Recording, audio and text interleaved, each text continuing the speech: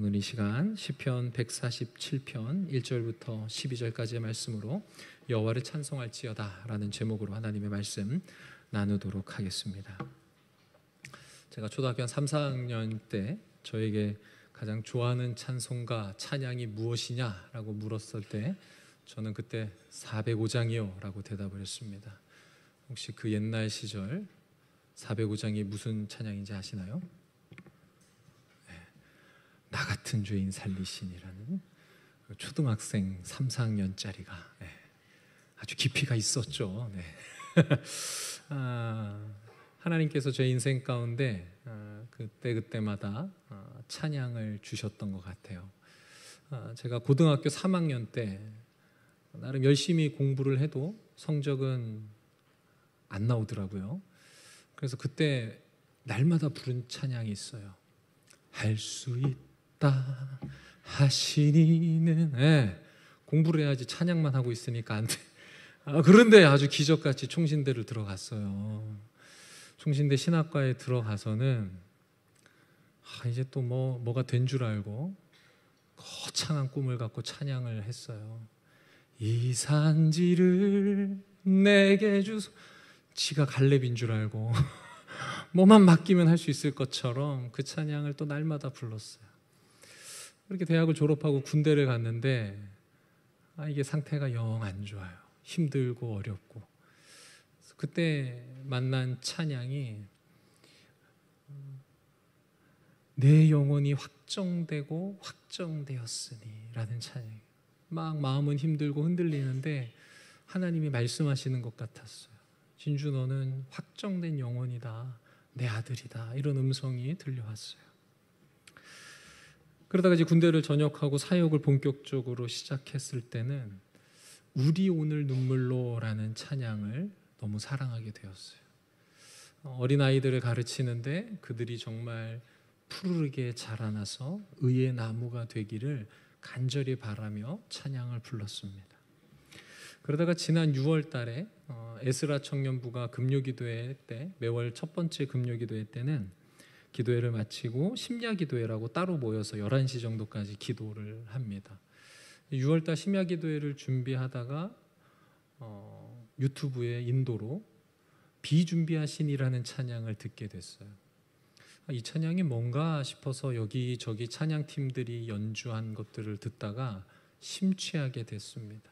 그래서 6월 심야기도회 때 비준비하시니라는 찬양을 함께 우리 에스라 청년들과 부르고 기도회를 했어요.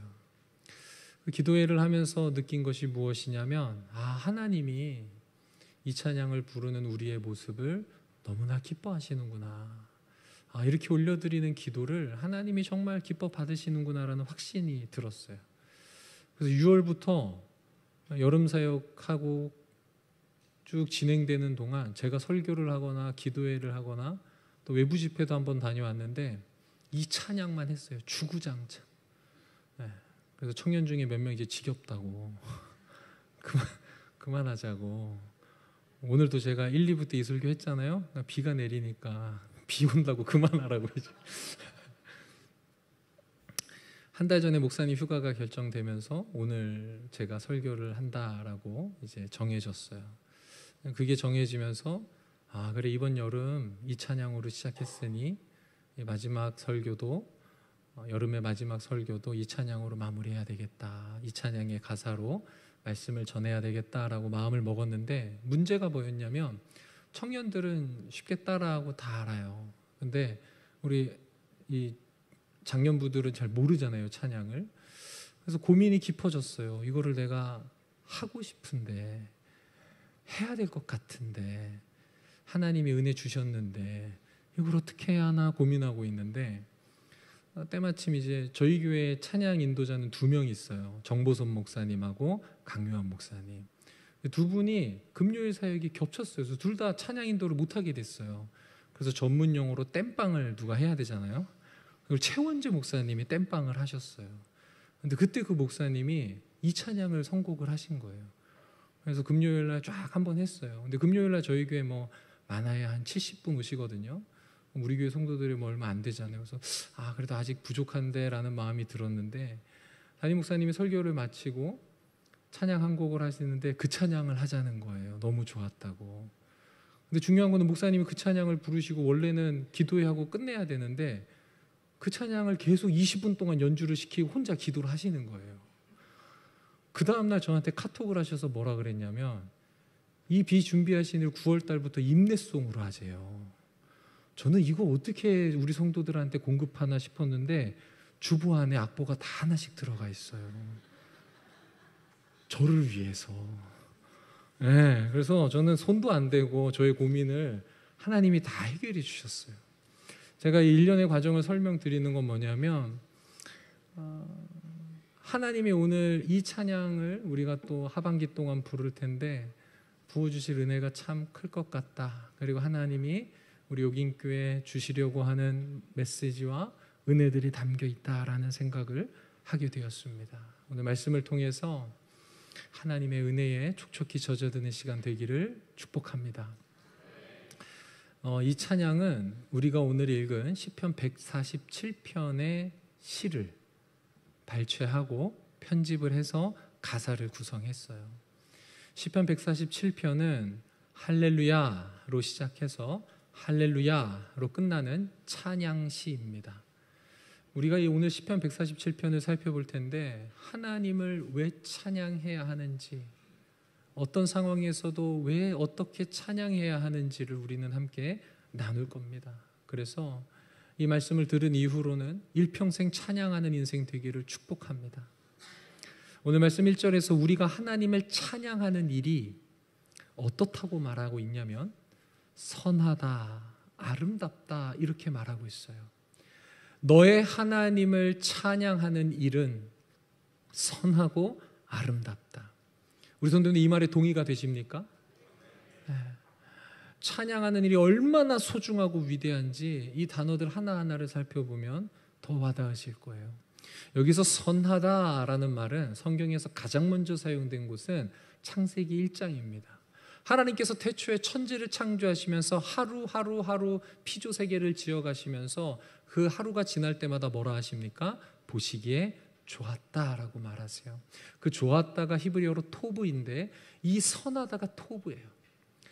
하나님이 피조세계를 말씀으로 창조하신 때문에 보기에 좋았다라고 하셨어요. 그런데 우리가 찬양하는 일이 어떻다는 거예요? 좋았다라는 거예요. 하나님이 우리가 찬양하는 모습을 보시면서 뭐 한다는 거예요? 선하다, 좋았다, 보시기에 좋았다라고 하시는 거예요. 아멘이십니까? 우리가 결국 이 찬양을 한다는 것은 나는 죄인 된 인생이지만 내가 나의 하나님 여호와를 찬양하는 그 순간에 우리는 하나님이 천지를 창조하시던 그때로 돌아간다는 거예요. 하나님이 창조하신 그 세계를 보면 하나님이 선하다, 좋다라고 말씀하시는 그때로 우리는 가게 된다는 거예요. 이게 찬양의 놀라움이에요. 찬양의 위대함이에요. 우리가 하나님을 찬양하고 노래할 때에 하나님께서는 우리를 보시며 좋았다, 선하다라고 말씀하신다는 거예요. 아름답다라는 것의 의미는 뭐냐면 국어사전을 살펴보면 이래요. 즐거움과 기쁨을 줄 만큼 예쁘고 곱다. 옆에 있는 분들 보면 아름답지 않으십니까? 한번 볼까요? 와, 아무도 몇 분은 보시네요. 네, 죄송합니다. 적절하지 않은 비유였던 것 같아요. 반응이 없네요. 네. 여러분, 이 즐거움과 기쁨, 저는 제가 찬양을 하고 같이 예배할 때마다 왜 즐거울까, 왜 기쁠까? 그래, 하나님을 자랑했으니까 그렇겠지라고 했는데 오늘 말씀을 준비하면서 깨닫게 됐어요. 찬양이라는 것 자체가 뭐라는 거예요? 아름답다는 거예요. 즐거움과 기쁨을 준다는 거예요. 아멘이십니까? 우리가 그래서 찬양할 때 즐겁고 기쁜 거예요. 왜? 그게 아름다운 일이니까. 수련하면서 에스라 청년들이 찬양하는 모습을 제가 뒤에서 지켜봤어요. 말씀 준비하면서 기도하면서 뒤에서 봤는데 아름다운 거예요. 뒤태가 너무 이뻐요, 애들이. 왜요? 하나님을 찬양하는 일, 그게 아름다우니까. 우리 안에 기쁨과 즐거움을 주는 게 찬양하는 거예요. 여러분, 우리가 하나님을 찬양하는 것은 즐거움이고 기쁨이고 선한 거예요. 그런데 여기에 한 가지 더 영적인 깊은 의미가 있어요. 시편 135편 3절에 이렇게 나옵니다. 여호와는 선하시며 그의 이름이 아름다우니. 누가 선하고 아름답대요? 여호와가. 147편에서는 우리가 찬양하는 일이 선하고 아름답대요. 근데 여호와도 선하고 아름답대요. 그러면은 찬양하는 일은 곧 누구와 같아지는 현상을 만드는 거예요? 여호와와 같아지는 일을. 우리가 찬양할 때 누가 드러난다는 거예요? 여호와가 드러난다는 거예요. 우리가 찬양하는 일이 선하고 아름다운데 선하고 아름다우신 분이 여호와인 거예요. 우리가 여호와의 형상으로 지음받은 자로서 여호와를 찬양할 때에 하나님이 그토록 원하시는, 우리가 하나님을 닮게 되는 영적인 일이 뭐예요? 찬양하는 거예요. 우리가 찬양할 때 여호와가 드러나는 줄 믿습니다. 여호와의 선하심과 아름다움이 우리가 찬양할 때 드러난다는 거예요. 우리가 그런 선하고 아름다운 존재로서 나아가게 된다는 거예요. 여러분, 이 찬양을 즐겨 하시기를 바랍니다. 우리가 하나님을 찬양하는 것은 선한 일이고 즐거움과 기쁨을 주는 아름다운 일입니다. 또 하나님을 닮아가는 놀라운 일입니다.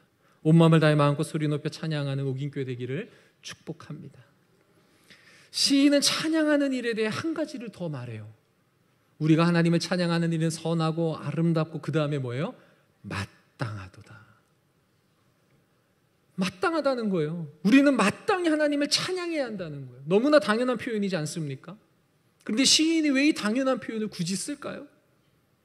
저는 이 표현을 읽으면서 시인의 그 간절함과 안타까운 마음이 느껴졌어요.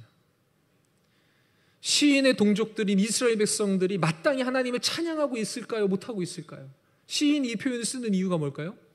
마땅히 해야 되는 찬양을 그 동족들이 안 하고 있기 때문에 하나님을 찬양하는 건 마땅해 라고 말하고 있는 거예요. 하나님을 찬양하는 것은 기분 좋을 때 하고 힘들면 안 하고 선택이나 그런 게 아니에요. 하나님을 찬양하는 것은 마땅한 필수사항인데 찬양하지 못하고 찬양하지 않고 있는 자신의 공동체를 바라보면서 시인은 가슴이 찢어지는 거예요. 가슴이 아픈 거예요. 그래서 너무나도 간절하게 인생의 겨울을 겪고 있는 이스라엘 백성들을 향해서 내 차례나 선포하는 거예요. 이 시편의 시작이 뭐라고요? 1절에 할렐루야. 할렐루야 의미를 다들 아시죠? 여호와를 찬송하라, 찬양하라. 명령형이에요. 여호와를 찬양합시다. 권유가 아니에요. 할렐루야, 여호와를 찬양하라. 명령하는 거예요.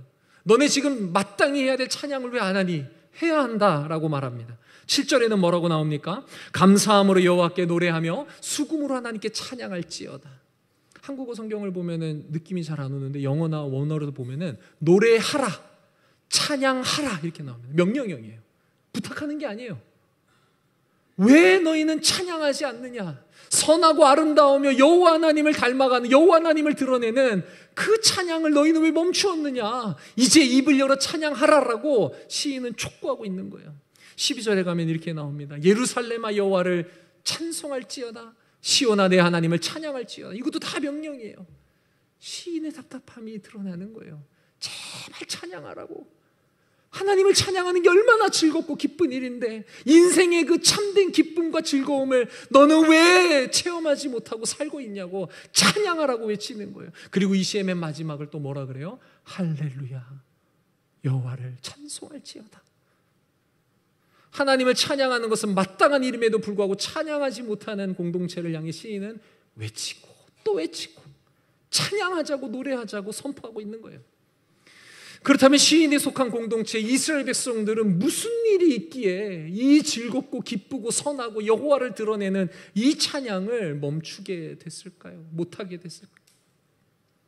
시인은 두 가지 이유를 얘기해요. 첫 번째가 극심한 고난이 있었다라는 거예요. 본문에서는 이스라엘 백성들의 상태를 2절과 3절에 이렇게 표현합니다. 2절에서 이스라엘의 흩어진 자, 바벨론의 침공으로 성전이 무너지고 성벽이 회파되고 포로로 끌려가고 남아있는 자들도 온 세상으로 퍼졌어요. 이스라엘은 하나님의 선택받은 백성 나라였지만 파괴되었어요. 흩어진 동안 그들은 추방자로서 비참하게 살았어요. 그 비참한 삶을 살면서 그들의 마음은 회복 불가능한 마음에 깊은 상처가 남은 상심한 자들이 됐어요. 심지어 70년이 마무리되고 포로로에서 귀환했지만 귀환 후에도 수십 년 동안 성은 여전히 무너져 있었어요.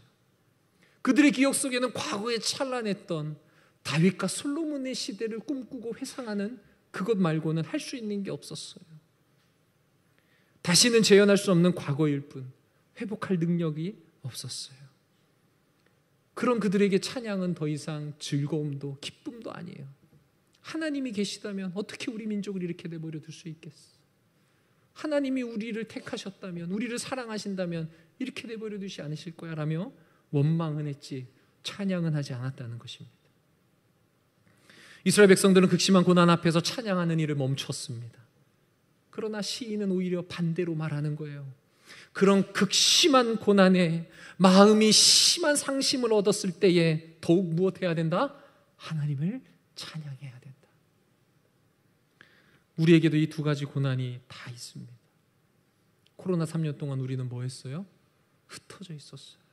각자의 집에 교회에 오지도 못하고 찬양할 수도 없는 그런 상황을 우리는 3년이나 보냈어요. 4년이 된 올해야 제대로 된 수련회나 캠프도 진행하고 선교도 가요. 흩어졌던 우리가 더 온전히 회복되어지기를 바랍니다. 그래서 다 함께 하나님을 마음껏 찬양하는 시간이 도래하기를 소망합니다. 또 우리 가운데도 이 극심한 마음의 상처를 받아 찬양이 막힌 성도들이 계십니까? 옆에 있는 성도는 손을 들고 찬양하고 눈물을 흘리며 기도하고 기쁨으로 박수하며 찬양할 때에 내 마음이 뭔가의 상처를 받아서 상심해서 이전에는 나도 열심히 찬양하고 눈물도 흘리고 기쁨의 미소를 지으며 찬양할 때가 있었는데 더 이상은 그러지 못하는 상황 속에서 상심한 채로 찬양을 잃은 성도분이 계십니까? 오늘 이 시간 우리 성령 하나님의 어루만짐으로 회복되어지기를 축복합니다. 하나님을 찬양하지 못하는 첫 번째가 이 극심한 고난 때문이었어요. 두 번째 이유는 극심한 고난 가운데서도 찬양할 수 있는데 왜 찬양하지 못하냐? 하나님에 대한 무지함 때문에 찬양하지 못하는 거예요.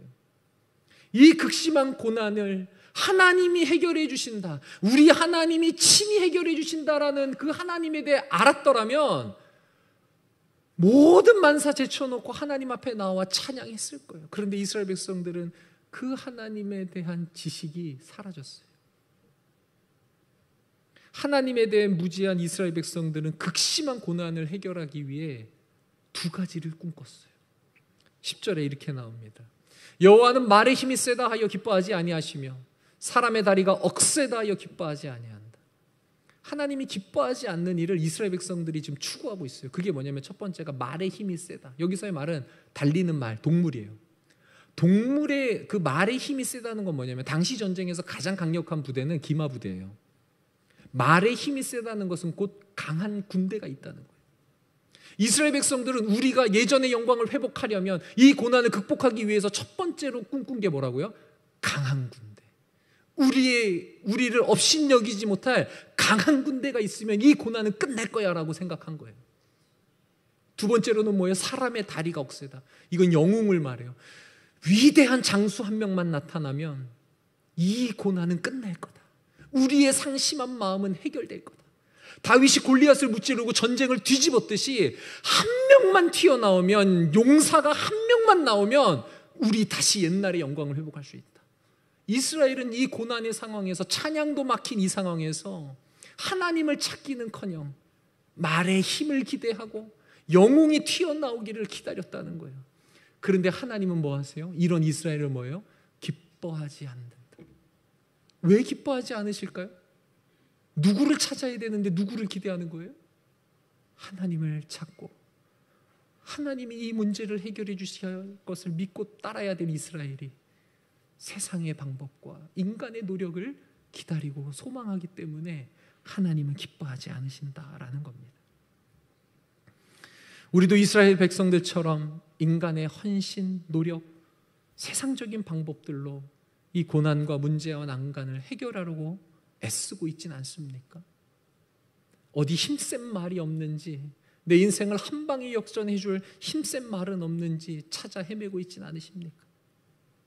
좋은 인맥 하나면 내 인생 뚫릴 텐데 그 인맥 사람 찾아서 아둥바둥 거리며 찾고 있지는 않습니까? 우리 안에 내주하는 성령 하나님 얼마나 외로우시겠어요? 우리를 지으시고 다스리시는 하나님 얼마나 창피하고 쪽팔리겠어요. 우리와 항상 함께 하시는데 그 하나님을 못 알아보고 세상 힘과 사람 힘 빌려서 해결하려는 우리를 보시면 얼마나 가슴 아파하시겠냐는 거예요. 결국 극심한 고난 가운데서 찬양하지 못하는 이스라엘에게 필요한 것은 여호와 하나님이 누구인지를 깨닫게 하는 거예요. 그분이 누구인지를 가르쳐 주는 거예요. 그래서 오늘 시인은 여호와 하나님이 어떤 분인지를 다각도로 보여줘요. 첫 번째로 여호와 하나님은 어떤 분이십니까? 거듭 말씀드리지만 찬양받기 합당한 분이에요. 1절과 7절, 12절, 20절에 반복적으로 여호와를 찬양하라고 명령해요. 하나님은 우리가 모욕하거나 의심하거나 할 대상이 아니라 뭐 할 대상이다? 찬양할 대상이다. 높이고 경외하고 순종할 대상이라는 거예요. 찬양받기 합당하신 여호와가 어떤 일을 하십니까?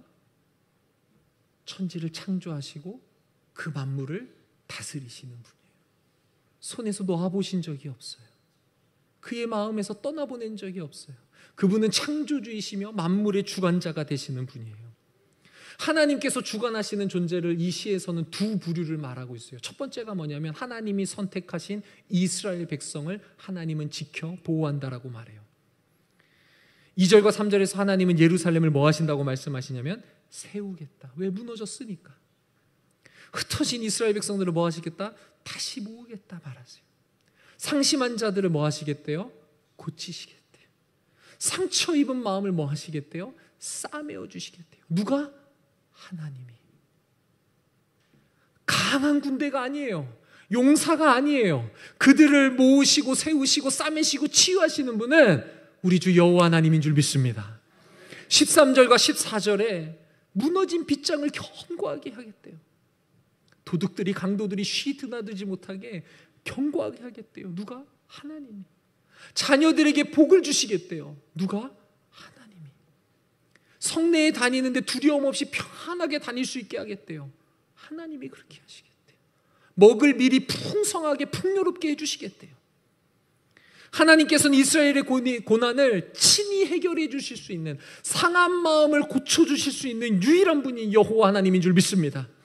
이스라엘 백성은 이런 하나님의 택함을 받고서도, 이 하나님을 곁에 두고서도 말과 용사를 의지하는 어리석은 자들이었어요. 그래서 찬양을 못한 거예요.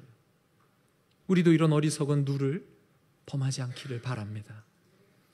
하나님께서 이 이스라엘 백성들을 다스렸다면 두 번째 다스린 대상이 있어요. 그게 바로 하나님이 창조하신 자연 세계입니다.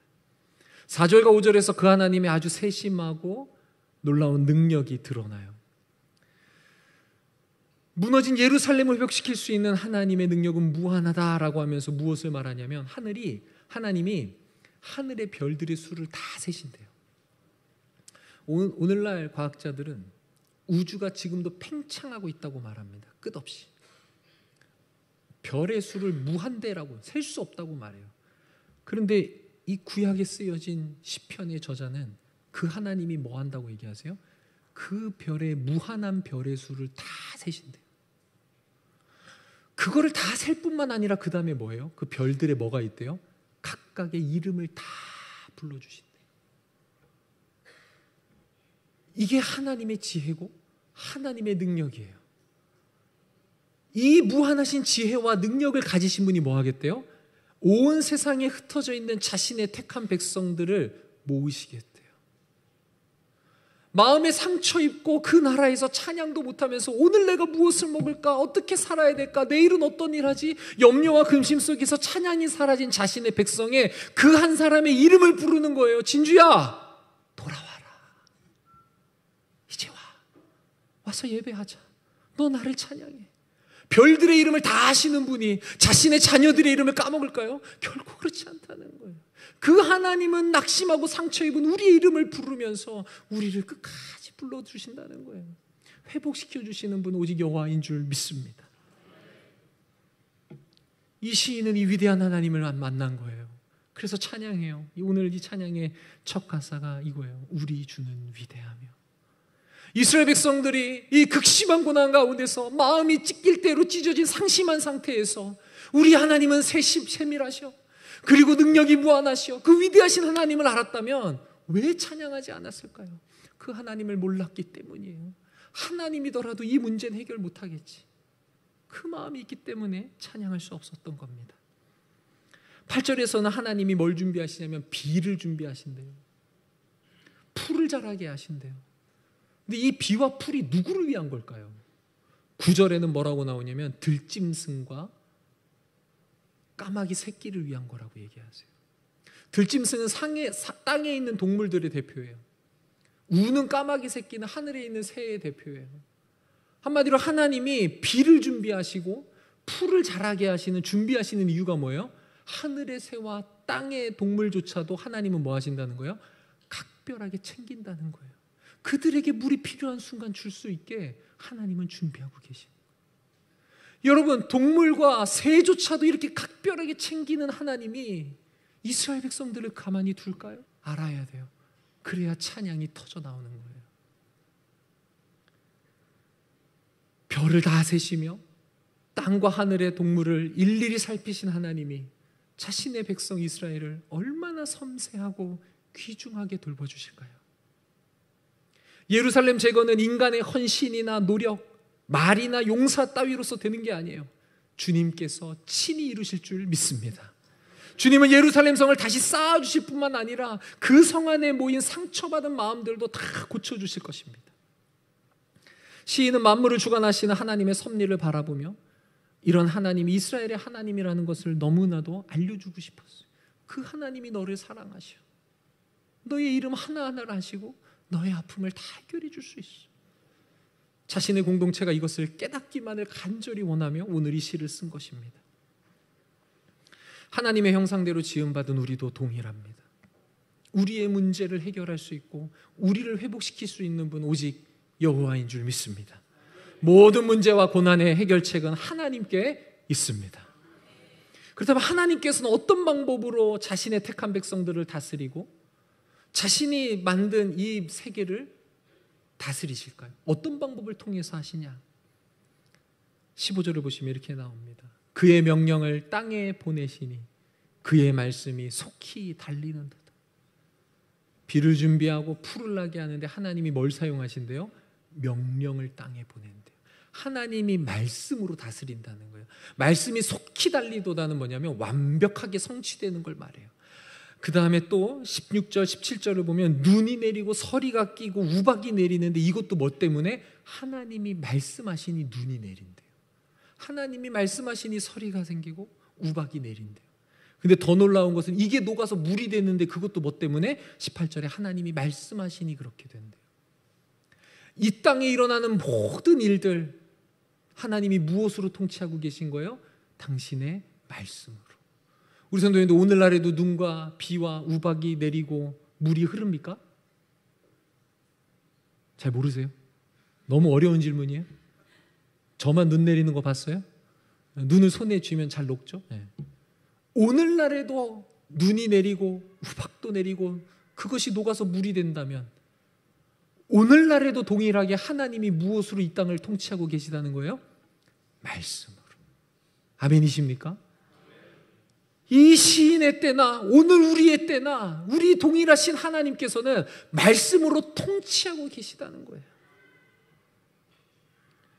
여호와께서는 말씀으로 천지 만물을 섬세하게 다스리고 계십니다. 능력과 지혜가 무한하신 하나님께서는 우리를 다스리고 계신 거예요. 얼마 전 잼버리를 했는데 잘 맞춰서 다행이에요. 수많은 사람들이 수년 동안 수백억을 들여서 행사를 준비하는데도 아쉬움과 문제가 많잖아요. 그러나 우리 하나님 깔끔하게 이 온 세계를 당신의 말씀으로 다스리고 계시다. 우리는 그 하나님을 바라보면서 경이로움을 느낄 수밖에 없어요. 위대하시다라고 말할 수밖에 없어요. 이런 우리를 향해 문제가 있고 하나님을 찾지 않고 다른 것들에 의지하는 우리를 향해 하나님은 이렇게 말씀하십니다. 11절에 함께 읽겠습니다. 시작. 여호와는 자기를 경외하는 자들과 그의 인자하심을 바라는 자들을 기뻐하시는도다. 말과 용사를 기다리는 것을 하나님은 기뻐하지 않으세요. 근데 하나님은 이런 자들을 기뻐하세요. 어떤 자들이요? 하나님을 경외하는 자들. 경외라는 것은 뭐냐면 말씀드린 것처럼 별을 다 세신 하나님 대단하십니다. 놀랍습니다. 경이롭습니다. 그분을 존중하고 그분을 경이롭게 여기는 것, 그래서 그분을 예배하고 찬양하는 걸 경외하는 것이라 그래요. 그의 인자는 뭐냐면 끝없는 변함없는 사랑이에요. 끝이 없는 변함없는 사랑. 그것을 바라는, 소망하고 있는 자들을 기뻐하신다는 거예요. 하나님의 인자가 언제 드러났습니까? 무너진 이스라엘을 누가 세우겠다? 하나님이. 왜요? 사랑하니까. 흩어져 있는 자들을 모으겠다? 왜 모으실까요? 사랑하니까. 그들의 상처 입은 마음을 회복시켜 주시겠다? 왜요? 사랑하니까. 왜 싸매 주실까요? 사랑하니까. 무너진 문을 왜 다시 세워주실까요? 사랑하니까. 자녀들에게 왜 복을 주신다고 하실까요? 사랑하니까. 그게 하나님의 끝없는 사랑이에요. 공중의 새나 들짐승들도 하나님이 비도 준비하고 풀도 내셔서 먹이셔요. 하나님이 그렇게 사랑하셔요. 우리는 하나님이 이스라엘을 사랑하였든 그 들짐승들을 사랑하였든 그 하나님의 인자하심이 오늘 내게도 임할 줄로 바란다는 것은 하나님이 그 사람을 기뻐한다는 거예요. 하나님의 인자하심을 소망하는 옥인교회 되기를 축복합니다. 하나님이 우리를 그렇게 사랑하실 줄 믿습니다. 말씀을 정리하겠습니다. 시인은 영원한 사랑을 담아 말씀으로 세상을 다스리는 하나님을 만났어요. 깨달았어요. 그리고 그 하나님께서는 이스라엘 백성도 동일하게 다스리셨어요. 또 저도 이 말씀을 통해서 오늘 저와 여러분들도 그 능력의 하나님, 그 사랑의 하나님이 다스리는 줄 믿습니다. 우리는 그 하나님 앞에 두려워할 필요도 염려할 필요도 없는 거예요. 온전히 아뢰고 찬양하기를 축복합니다. 예수 그리스도께서도 동일한 말씀을 하셨습니다. 마태복음 6장 26절에 이렇게 나와요. 공중의 새를 보라. 심지도 않고 거두지도 않고 창고에 모아들이지도 아니하되 너희 하늘아버지께서 기르시나니 너희는 이것들보다 귀하지 아니하냐. 너희 중에 누가 염려함으로 그 길을 한 자라도 더할 수 있겠느냐. 또 너희가 어찌 의복을 위하여 염려하느냐. 들의 백합화가 어떻게 자라는가 생각하여 보라. 수고도 아니하고 길쌈도 아니하느니라. 그 들짐승이나 이 백합화보다 우리가 더 소중하다는 거예요. 하나님이 얼마나 섬세하고 각별하게 우리를 챙기시는지 경험하셔야만 합니다. 그 하나님을 만나셔야만 합니다. 그래서 선하고 아름다운 찬양이 터져나오는 축복된 인생 되기를 바랍니다. 오늘 시편 말씀은 우리에게 말해요. 놀라우신 하나님을 경외함으로 찬양하라. 사랑으로 인도하는 하나님을 찬양하라. 우리를 통치하는 하나님을 찬양하라. 하나님의 도우심을 간절히 바라며 전심으로 찬양하라. 다 함께 여호와를 찬송할지어다.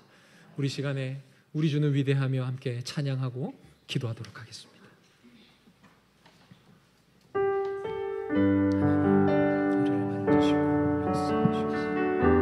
오늘 들은 말씀을 기억하며 가사 한 구절 한 구절에 마음을 담아 고백합시다. 우리 주는 위대하며 우리 주는 위대하며 능력이 많으시도다. 능력이 많으시도다. 그의 지혜 무궁하며 그의 지혜 무궁하며 인자는 끝이 인자는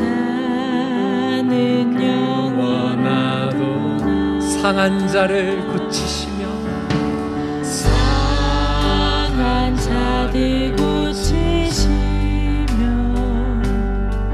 상처를 싸매시도. 오늘 이러한 역사가 일어날 줄 믿습니다. 별들의 수를 세시며 이름을 붙이셨다. 이름을 붙이셨도다. 그가 구름으로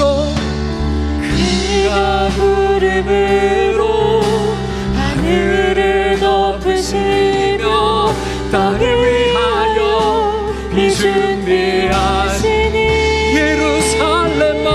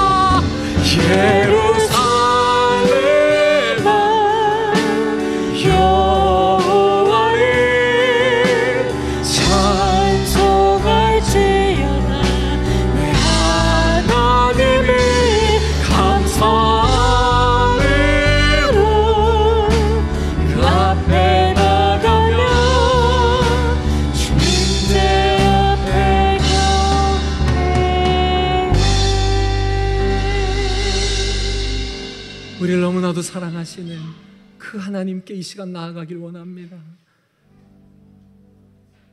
하나님 아버지, 내가 하나님 없이는 살 수가 없어요. 하나님의 섬세한 도우심과 치유하심이 필요합니다. 일평생 이 하나님을 내가 찬양하기 원하오니 주여, 오늘 이 시간 나를 만지시고 회복시키시고 찬양하는 인생으로 변화시켜 주옵소서. 우리가 간절한 마음으로 주님의 이름 한번 부르짖고 기도하기 원합니다. 주님 찾습니다. 주여, 살아계시며 역사하시는 하나님 아버지, 하나님이 너무나 좋아서, 하나님이 너무나 좋아서 살아왔어요. 하나님을 찬양하는 인생으로 변화되기를 원해요. 우리가 힘이 들어 극심한 고난 가운데 우리의 시선이 세상으로 향하였습니까? 우리의 시선이 사람으로 향하였습니까? 하나님 아버지, 우리를 불쌍히 여겨주옵소서. 주 여호와를 바라보게 하여 주옵소서. 하나님을 바라보라, 하나님을 바라보라, 하나님을 찬양하라. 만군의 주 여호와가 너희 아버지시며 너희 목자가 되시며 너를 사랑하시며 너를 인도하시리라. 주 여호와를 붙들라, 주 여호와를 믿으라. 그에게 영광을 올려드리며 하나님의 자녀답게 살지어다. 하나님의 능력이 임하는 놀라운 역사를 체험하는 옥인의 성도들 나되게 하여 주시옵소서. 하나님 아버지, 임하여 주시고 기름을 부어주시고 충만하는 대로 채워주시기를 간절히 소망합니다.